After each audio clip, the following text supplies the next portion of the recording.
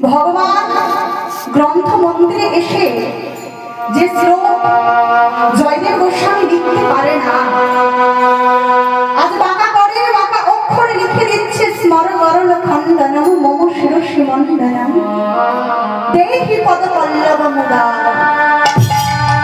স্মর মানে কাম, গরল মানে মান ভঞ্জন লীলাতে ভগবান কৃষ্ণ রাধারানীকে বলছেন, রাই তোমার ওই চরণ কাম বিষ নাশক, তোমার ওই কাম বিষ নাশক চরণ আমার মস্তকে দাও রাই। আজ যে কথা জয়দেব লিখতে পারে না, জয়দেবের রূপ ধারণ করে ভগবান বাঁকা করে বাঁকা অক্ষরে লিখে দিলেন স্মরণ গরল খণ্ডনম মম শিরসি মণ্ডনম দেহি পদ পল্লব মুদা। স্বামী প্রসাদ বাড়া হয়েছে, স্বামী আসছি পদ্মা।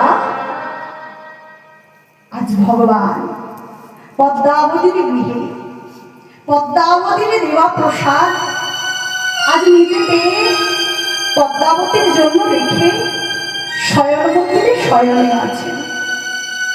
আর পদ্মাবতী তার চরণ স্পর্শ করে তার চরণ সেবা করছে। চরণ সেবা করতে করতে ভগবান ভাবলেন, এবার তো জয়দেব আসবে, এখনই আমায় এখান থেকে চলে যেতে হবে। তাই ভগবান সেই শয়ন মন্দিরে ঘুমের ভান করে পড়ে রইলেন। অন্যদিকে পদ্মাবতী যেই না দেখেছে জয়দেব ঘুমিয়েছে, বাইরে বেরিয়ে এসে ভগবানের সেই প্রসাদামৃত যেই না পেতে যাবে, যে আসল জয়দেব আজ গৃহদ্বারে এসে বলছে, পদ্মা তুমি তো কোনোদিনও আমার প্রসাদ পাওয়ার আগে পেয়ে নাও না, আজ তাহলে প্রসাদ পেয়ে নিলে? পদ্মাবতী অবাক হয়ে তাকিয়ে আছে জয়দেবের দিকে।